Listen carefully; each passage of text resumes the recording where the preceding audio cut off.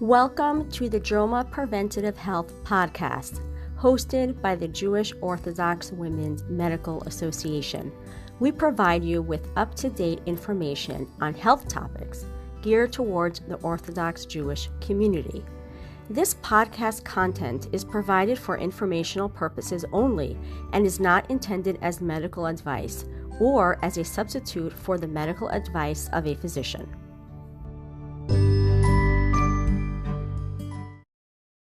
Welcome to the Jewish Orthodox Women's Medical Association, or JOMA podcast. I'm your host, Elisa Minkin. I am a general pediatrician and proud JOMA member. And today I'm really honored and really excited to be interviewing Adina Levitan, who is a child life specialist, but she is also the person who does everything for this podcast except actually do the interview, which is me. So I'm giving her a big shout out in this. I'm really excited to have the chance to interview her about the other hat she wears, which is as a child life specialist.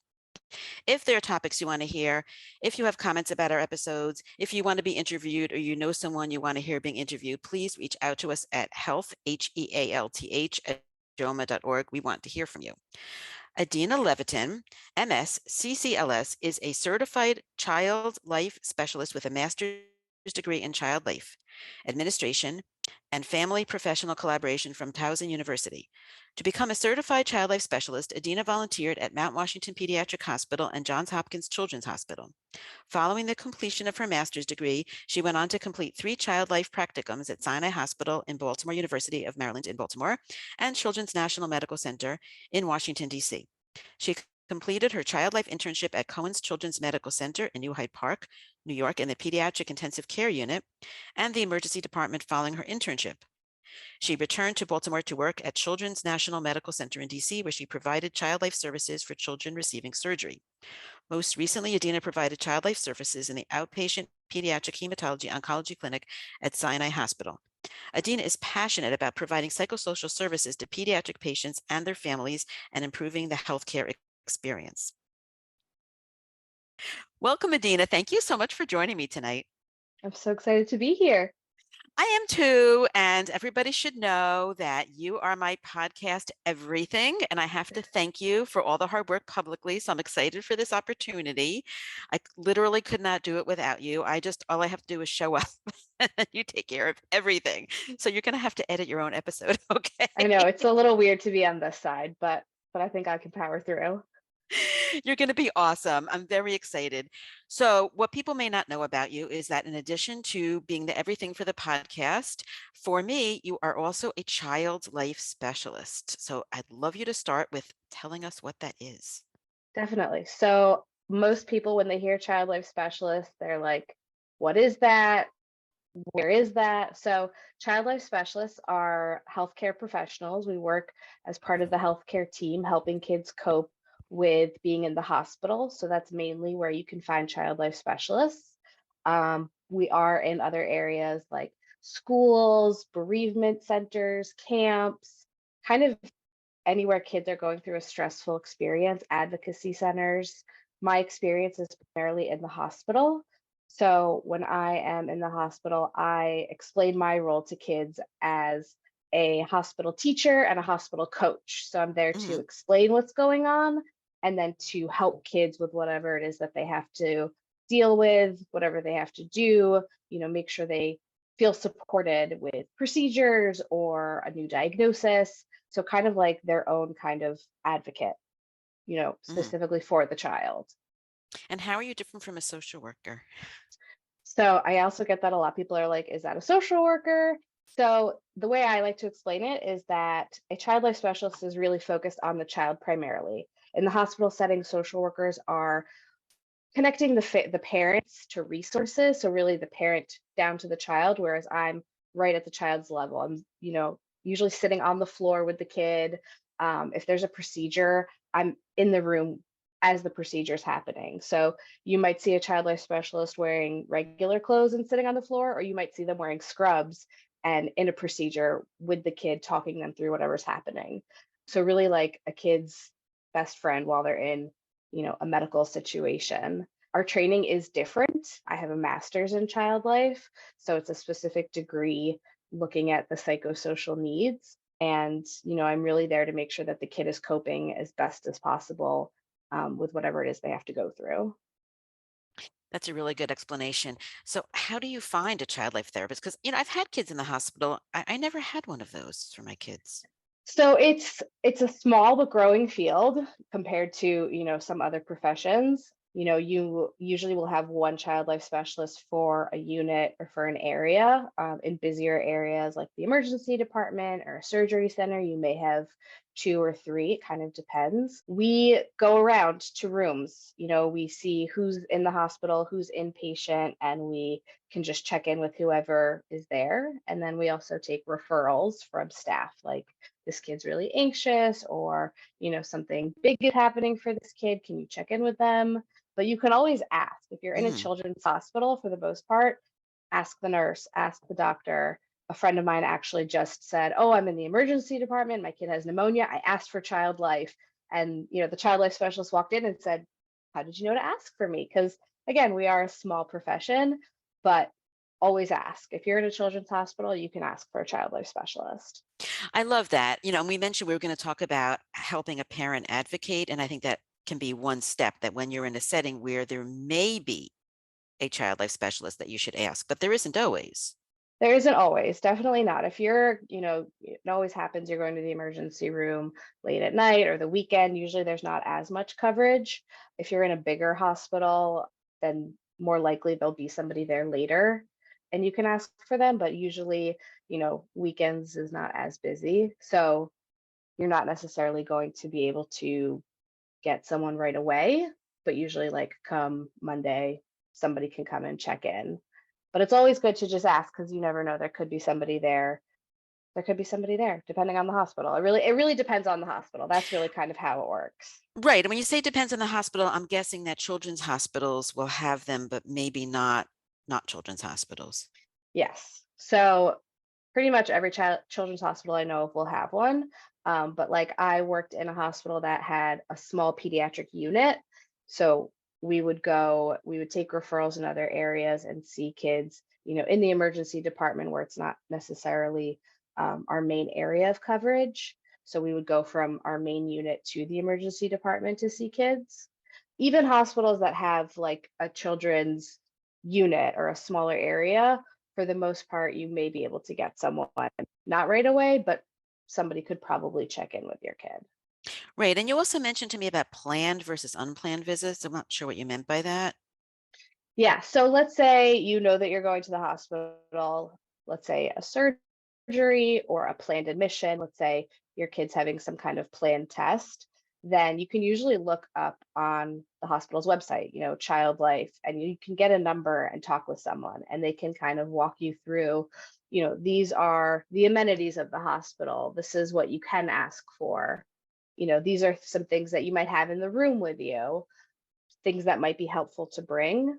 One of my positions, I worked in a surgery center. So we would have people call beforehand and say, what can we expect? What can we expect? Who's going to be there? How does the process look for my child? And even just hearing that, like, especially when they surgery, it's overwhelming for parents. How do I explain this to my kid? What do I tell them? What do I bring? What do I not bring? So having someone call beforehand to walk them through it just really give parents such a sense of relief about what is going to happen, so they can tell their kid that you're going to come in, you're going to get your vitals checked, that they're going to take your temperature, like things that happen at a regular doctor's office. They can explain that to their kid. And then as far as unplanned visits, your kid falls and breaks something, or they're feeling really sick overnight, having it in the back of your head as a parent of, okay, if I were ever to be in this kind of situation, and hopefully you're not, but what would I want to have for the kid? I'd want, if they have a stuffy that they like, a blanket, a comfort item in the back of your mind, like, oh, I would definitely want to grab that because that's going to help them to have something cozy and familiar with them. For kids who have, let's say, autism or special needs and need, more support getting through kind of unknown situations, like a lot of kids that I would work with, their iPad was, for communication, or they had a favorite show that they could watch that would be really soothing and really calming for them. So thinking, okay, if I were ever to be in a situation where, I was going to go to the hospital, I should bring that. That would be a good thing to have, because if I'm there in the emergency department for hours, which can happen, I would want them to be able to have something that is familiar, something that keeps them calm. Right. That's really good advice. I like this idea of you could really be doing things in advance. Can people call you before they come in and talk to you about what they can do in Definitely. advance? Definitely. Wow. If you search like child life with whatever hospital, or even not, even if it's like an outpatient center, you can usually call the connected main hospital and say, like, what can I expect in this situation? Or, what should I bring? There's also a lot of really great resources online, and a lot of child life specialists who, I've connected with. Again, we're a small profession, so we really seek each other out to, share resources and support.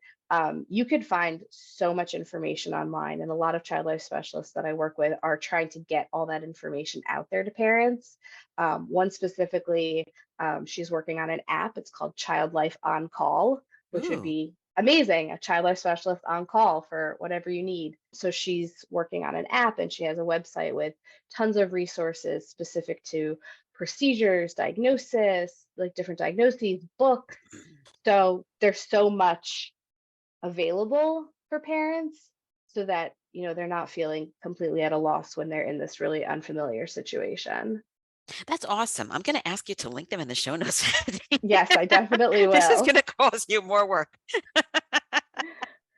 No, but that's really good to know. And not everybody can have one. So this idea of maybe being able to access one on an app. Do people do private counts, like private child life? Yes, so there are child life specialists in private practice also, which I think is super important to know, because you can Wow. look for somebody in your city, somebody who can actually do a consult with you beforehand, and they can meet virtually, they can meet in person, and a lot of them will do pretty much what we would do in the hospital setting. They'll bring, a buddy doll to the child and let them do medical play. They'll, have different books talk, or, there's storybooks talking about getting your tonsils out, getting ear tubes put in, having surgery, and being able to share that with parents so that they have something tangible, which I think helps a lot of parents. Is like, I can read a book to my kid. I can read, a story, and then I know what's happening also. So there are child life specialists in private practice, in the community setting. So I think that's a huge step that we're taking to reach more parents and really give them the control also. I love that. I did not know that. That is really cool. Yeah. So what kinds of things do you do in, say, unplanned hospital or outpatient visits to help? But we're putting aside the preparation from now, and we may want to go back to that. Yeah. So in an unplanned visit, I will go into a room, let's say, in the emergency department, and say, "Hi, I'm Adina. I'm a child life specialist.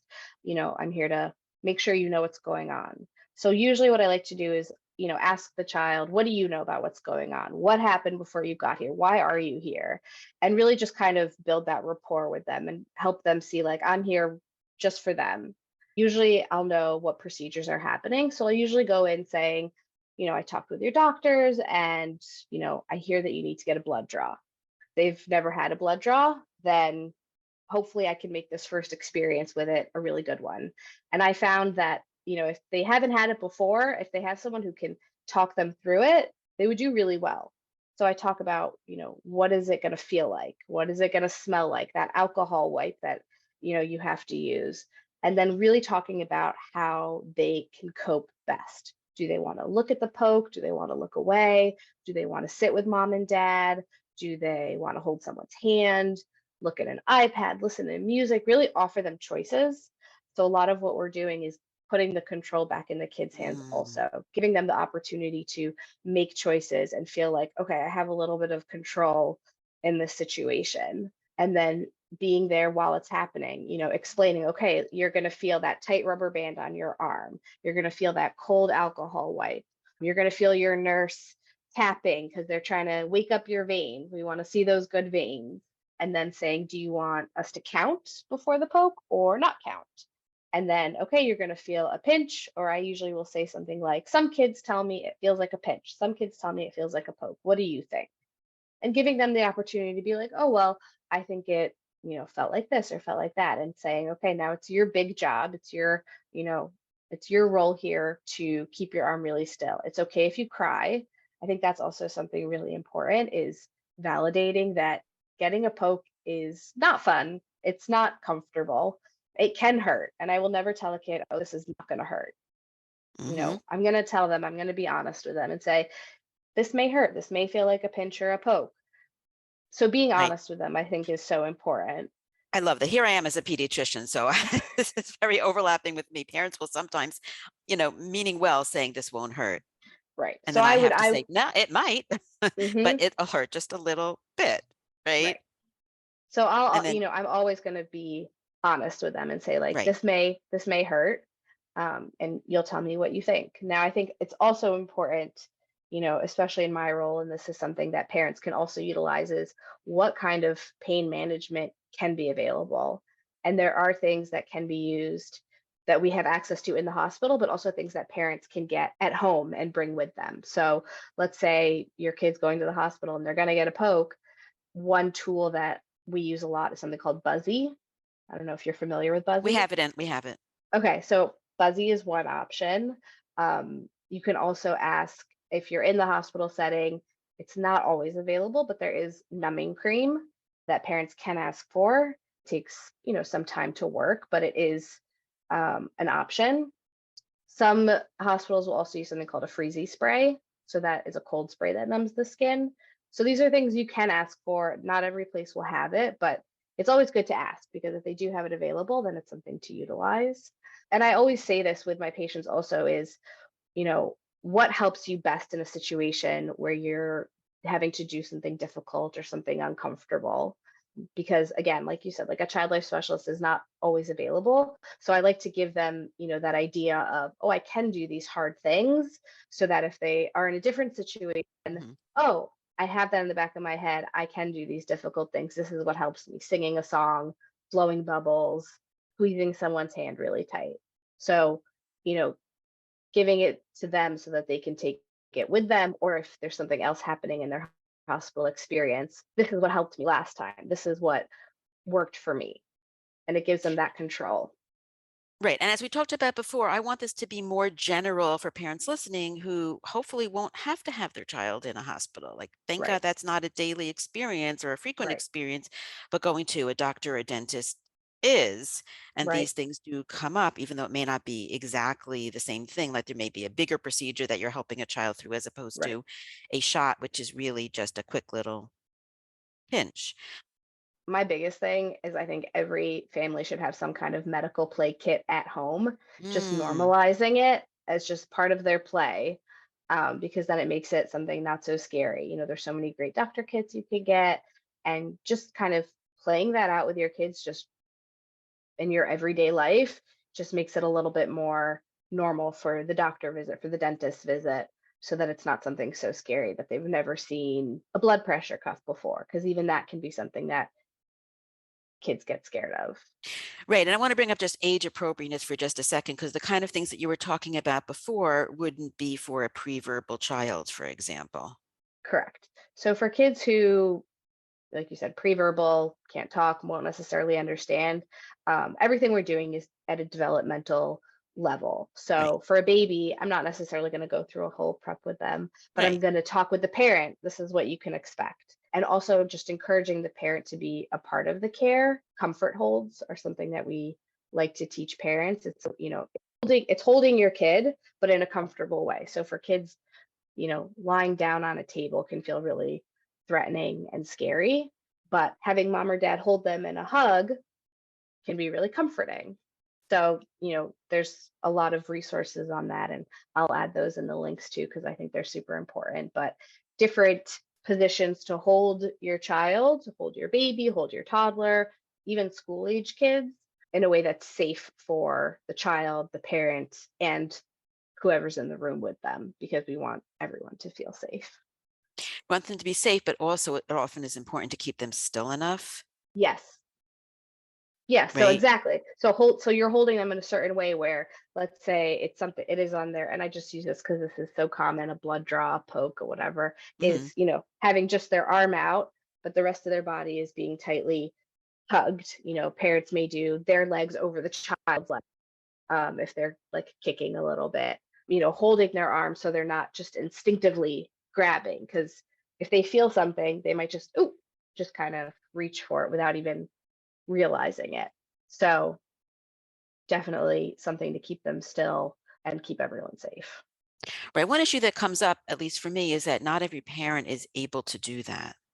And I Yes, do want to talk more about the parents' reaction and the parents' feelings, because I think that's really important. 100%. A lot of times when I'm, talking about what I do, parents are like, "Oh my gosh, I need that also. I need a child life specialist." Oh, Um, I've heard that. it's really important for parents to be calm in these kind of situations, which can be hard because maybe they've had experience before where it's been scary, or just seeing your child in pain obviously can be really, really difficult. But your kid is going to feed off of Mhm. whatever you're bringing into the room. So if you're calm and relaxed and talking them through it, you know, for the most part, they're going to feel like, okay, mom's doing okay, dad's doing okay. I can be okay too. If a parent is getting worked up, is having a hard time, then the kid's going to feed off of that, and then they're going to start probably acting up, crying, resisting. So, obviously this doesn't always work in every situation, but talking to the parent, do you feel like you can be in the room for this, or is it going to be too hard for you? Do you think it might be better for your child if you step out so that they, are not feeding off of that? And that can be a hard conversation to have because every parent feels like I Mhm. have to be in the room. I should be there. I should be next to them.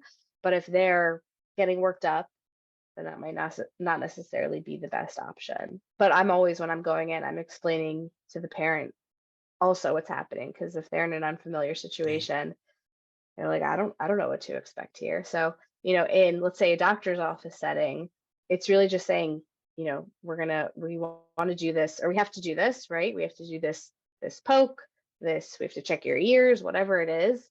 How can we help your child best, and how can you help them best? Right. And I'm going to go back just a little bit. I have a couple ideas in my mind at the same time, just as a pediatrician, so much of this comes up. One thing I'm thinking of is what you tell the child before you come to this place. Say you're coming Right. to the doctor and it's a checkup, and you say, "Oh, don't worry, there's no shots," but there are. There are. So that's actually really funny because my son is due for his, 4-year-old appointment next month. And I was like, oh, I Yeah, it wonder is. what to expect. So I looked online and I looked at his pediatrician's website, and they have this schedule. And I was like, oh, look, he is going to get a shot. So, for him, let's say 4 years old, usually I'm depending on the child. And, this is something to kind of assess as a parent. Do I tell them the day before, or let's say the morning of? Through, okay, this is what you're going to feel. Do you want to blow bubbles? Do you want to listen to music? Do you want to sit with mommy? Do you want mommy to hold your hand? um, Again, bringing those comfort items, a stuffy, a blanket, even just books can be really helpful. Have something to read. I find at, my son's doctor's office, there isn't a lot in the room, right? It's Right. got the exam table and that's about it. So even just bringing a book that they like kind of also helps pass the time, because sometimes there can be a wait. Explaining, okay, we're going to the doctor, you're going to need to get a shot. What would you like to do while you're getting your shot? It's going to be very quick, and you'll get a band-aid when it's over. When the band-aid goes on, the shot is done. So it's important to explain, at each kid's level, right? And you can get things like Buzzy online if your kid is feeling super anxious, or if you as the parent are feeling anxious. You can use ice to kind of numb the area also before, it can be helpful. Kids also like that being a part of it. So, oh, I'm Mm. going to hold the ice beforehand. Hmm. I'm going to hold the Buzzy with mom. So there's so many different, things that you can do in advance. You don't have to go into the doctor feeling, oh my gosh, I don't know what to do. I don't know what to expect, or how are we going to get through this? There's is a lot to do beforehand. So again, that medical play I think is also really important. Just playing out the doctor visit with a regular medical play kit, you could do that. I want to talk about anticipatory anxiety because what I often see in my practice is kids who, and their parent may have appropriately prepared them in advance and told them they're getting a shot, and they are scared. And what happens is the more talk, all those things that you talked about, what I see is they just get more anxious. This is a big piece. In my previous role, I worked in an outpatient pediatric hematology oncology clinic. So, kids who have gone through a lot as far as cancer treatment, are going through cancer treatment, whether they're finished it and they're having their follow-up appointments, that memory is still there, preparing them, right, as we talked about. So you're going to prepare them, you're going to explain to them what's going to happen, what to expect, and we talk about all the choices that are available, right? And sometimes it gets to a point where the kids just saying, well, I don't want to do that, and I don't want to do that, and I'm not doing that, and I'm not going to do that. So then that's where the adult, the parent, is going to say, okay, I understand you're having a hard time making a choice. So we have to do this, right? When it comes to something for their health, we have to do this. So I'm going to make the choice for you. I'm going to make the choice for you so that we can, get this done, so we can do what we need to do and we can get on with our day. So it's not necessarily negating what they're feeling. And it is, again, you are going to validate, validate. This is scary. This is Right. hard. I know you don't want to do this, but we have to do this. And I'm doing this because I care about you and because I love you. And, we've talked about what the options are. I see you're having a hard time making a choice. I'm going to make the choice for you. Do that comfort hold, making sure that the staff is on board with this plan also, that we're going to do what we need to do and get it done. That way, that anxiety, for the most part, once it's done, oh, that wasn't so bad. Oh, I Right. didn't really feel that. That wasn't such a big deal. That's like I would say the majority of kids, right? Like, again, Right. that anticipatory anxiety, it builds up in their head. They think it's going to be this huge thing. It happens, and oh, that actually wasn't so bad. You're going to want, you're always explaining to them what's going to happen. You're preparing them, but it can get to a point where, and then validating them after the fact. That was hard. That was scary. You did a great job staying still. You did a great job taking deep breaths. What I see happening with kids is actually the more this goes on, it's not even just, I don't want to do that. It's like, I just need to go to the bathroom. I want you to catch Mhm, 10. I knew mhm, this. I want to sit this way. And what they're mhm. doing is they're postponing because the anticipation is what's causing them the anxiety. And they're literally in more discomfort and pain from the anxiety than they would ever be from the procedure. So, One kid who, you know, if there was ever an anxious kid, this was it. And he, I have to go to the bathroom again, like you said. right. I want to sit this way. I want to sit that way. And this was a kind of a rare situation where it took an hour almost to Oh, do wow. his blood draw. So this was in this outpatient clinic to do a blood draw. And he had, all the things, the buzzy, the freezy spray, whatever it was. He was so anxious. So it finally got to a point where we said to dad, like, we understand that he's anxious about this, but the longer we wait, Right. he's going to continue being anxious, or we can do it and he could be done and go on with his day. And we did it. And he was like, oh, that wasn't so bad. Right. Right. And that Right. really helped. It helped the parent to see that, oh, my kid can do it. Helped the kid to see, oh, I can do it. Right. I like to talk about anticipatory anxiety before and after these kids and tell them this is what's happening. Yes. And then after, I heard a line, I don't know whose line it is, but I love it. Being brave is being scared and doing it anyway. I Yeah. love that line, and just validating that it's okay to cry. It's okay to be scared. You're great. You did it. You rocked. Yes. I had one little kid though who said, Dr. Minkin, that didn't hurt so much. I cried for nothing. Yeah, and kids are so smart about it. Yeah. They're like they realize that once it's happened, it is okay to cry, and for some kids it is okay. If you need to scream, you're allowed to scream, giving them that kind of control also. Hmm. Like, oh, you don't have to sit perfectly quietly for this. You do need to keep your arms still. That is your important job, is to keep your arms still, or whatever it is that they need to do. But you are allowed to cry. For some kids, you are allowed to curse if that's what gets you through it, so long as you are sitting still. then we can do what we need to do and you can move on with your day. Right. Or maybe not even sitting still, but we'll help you sit still because that We'll help you sit also still. may not Yes. be in their control. I want to say one more thing in terms of parental advocacy. For these kids, it may be best for them to get it over with. They come to the doctor's office and they're waiting and they're putting in the gown and they're waiting for the doctor and the doctor comes in and they're talking. You as a parent can say, I want my child to get whatever it is right away. And I will do this. I'll walk in the Yes. room and I'll say, you don't have a shot so they can be relieved when they don't. And if they Yes. do, I say, would you like it now? Yes. That's also really important. Again, that's Yeah. like part of like, let's say calling the doctor beforehand or looking on their website, like, what can I ask for? And like you said, like doing the shot first, because waiting definitely builds that up. Let's do the shot first. Let's get that done with. And then, they can play their game, read their book, blow their bubbles while the parent and the doctor are talking, or Right. the I want rest to of the talk. exam. Yeah, I want to talk a minute about parental anxiety and what to not do. Just because I've seen with those same kids who say, just a minute, just this, just that, and then they'll ask for it for the child and they're sort of work together with the child to postpone the procedure, or they'll say, oh, I know they're due for a shot today, but they just find it so difficult to do. We'll come back for that. As the parent, you don't want them to have any pain, but these are the things that are keeping them healthy. So whatever it is that you need to do to, take deep breaths beforehand, again, your child is feeding off of whatever it is you're bringing into the room. So if you're anxious, they're going to feel anxious, and you're obviously allowed to feel Right. anxious, It's but normal. it's normal, but not letting them see that. And even you can even say to them, like, I'm calmly saying, I'm also feeling a little nervous about this, but let's do this together. Right.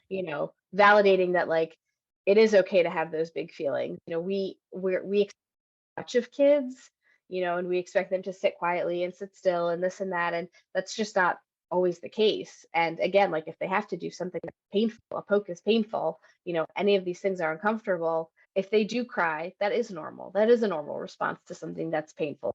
And they get a bump, crying is a normal response. So, allowing that to happen and validating that and validating it as a parent, like, oh, I'm feeling a little nervous too, is really empowering for kids also. Like, oh, I'm allowed to feel my feelings. Right. And it can be hard. Some parents really do have a harder time tolerating their child's discomfort because it's so primal. Yes. Yes. And that's where obviously can have that conversation of which parent will cope Right. better, or should both parents go if that will help, Hmm. help them, support each other. So those are definitely things to think about in advance of an appointment. Right. We entitled this Crying is Coping.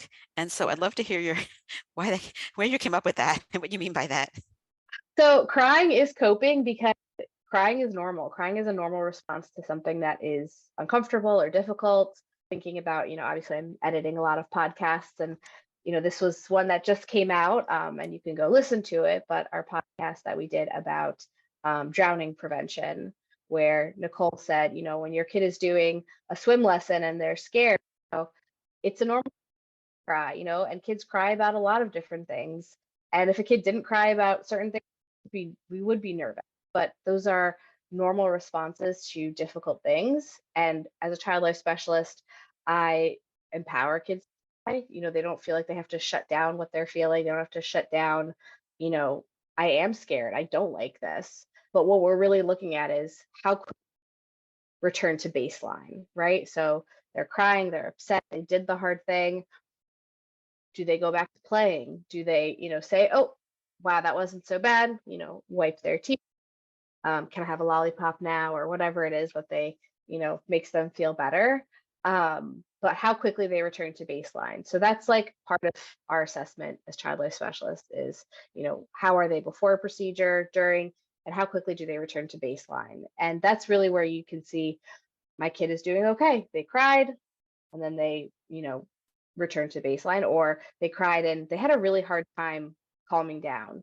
What do I need to do to help them through that next time? Or if it is a really extreme response, do they need something else to help them? Do they need to talk with another professional? Because we will, maybe there is some other trauma there that they need to work through. So do I need to refer them to someone else? But crying is coping because crying is a normal response to something difficult. to something Right. And painful. I also like your validating. There's a validation that comes with that. And I also sometimes parents will say, meaning, well, that didn't hurt, and the kid's crying. Yeah. Right. That wasn't, why are you That wasn't crying? so Like, bad. no, I think it's so important to say, to tell them like, that was really hard. Right. That was a hard thing that you did. That was painful. That was uncomfortable. Also noticing the things that they did well, the things that they used as their goals. Did they take deep breaths? Did they sit still? Did they look at their iPad? Did they sing a song? Did they squeeze someone's hand? So giving them, we call this like their coping toolbox. What's in your coping toolbox? Deep breaths are huge because that just calms the body in any kind of situation. And if you think your kid needs help with that, bringing bubbles, bringing a pinwheel, Hmm. love all of those things, blow a feather. Even if they do cry, but they, take their big breaths, that's coping. That is doing what they need to do. If we think that crying is not coping, then we pretty much invalidate kids' feelings about whatever it is that they're going through. And they're going to have a hard time getting through a lot of things in life if they're not allowed to have that normal response.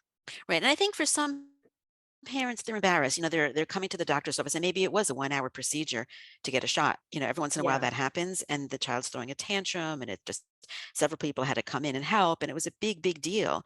And the parent may just feel terrible somehow that they themselves have not done a good job, right. which isn't And true. that's, I mean, that is definitely not true at all. Right. And I think it's so funny because I've worked with so many parents again who have said like, oh, this, I wouldn't want to do this, or I really don't like shots. If this were me, I'd be running out of the room. So like, why do we expect kids to just sit perfectly still for something that, they don't like, they don't want to do? So, again, like I always will tell the parents, like, I know this isn't fun for you. I know you know, this isn't easy, but this is normal for kids. And not Right. making them feel that. And I think again, this is like, the kids crying on an airplane or crying in the grocery store. Like, kids can exist in all spaces, and kids may cry in all spaces, and that's okay. Right. All right. I love that. One more thing I want to do, and that's talk about kids who may be with ADHD or autism, or, the neurodivergent type crew, or even just kids who temperamentally, they have sensory issues, or they're just temperamentally more intense. I think that's just a different category, and I'd love to hear some of your suggestions. With kids who have autism, who have ADHD, and this was a population that I worked with a lot in the surgery center, was speaking with families beforehand. We had a really great program where we would call the families beforehand. So that was, a nice child life resource that was available for them. Mm, But I think for parents, there's definitely a lot of things that they can do. So some suggestions that I would have is making, let's say, a one page about their kid. What do they like? What do they dislike? What are their sensory triggers? What things help keep them calm?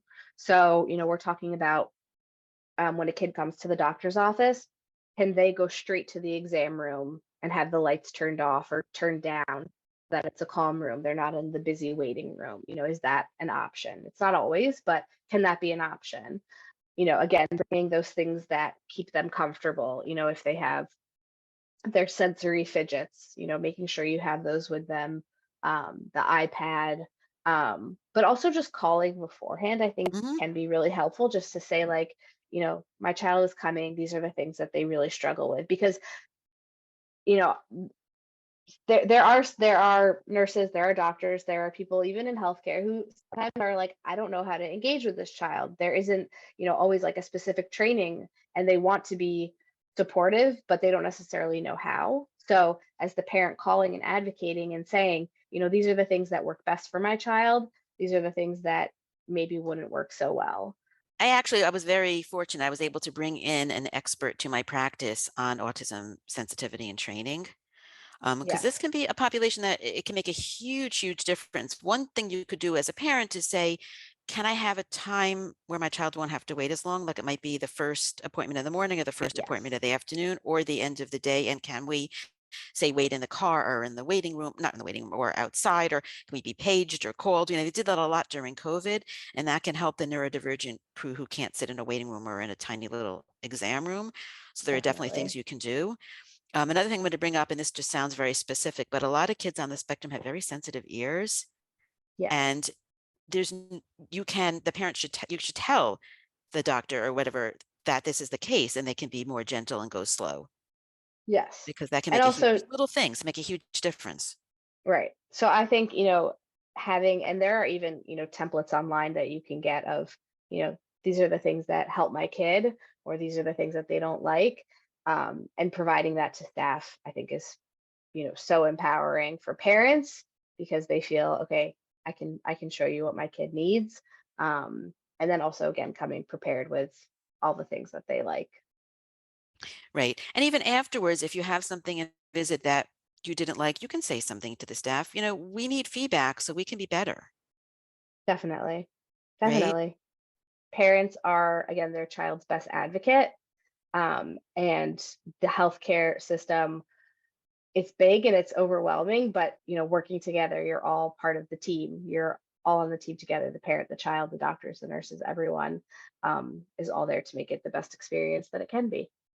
Right. And I'm going to put a plug for pediatric based care as a pediatrician, because you may have a choice, and again, not everybody has a choice, but if you can go to places that are pediatric specialty, and not trying Definitely. to cause any problems here, I'm a pediatrician, that's my bias.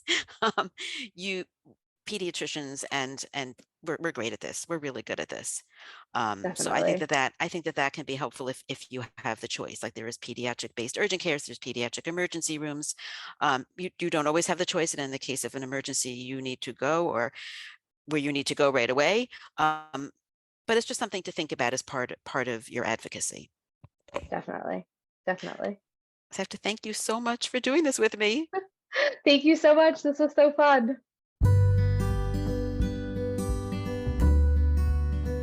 Thanks for listening to the JOMA Preventative Health Podcast.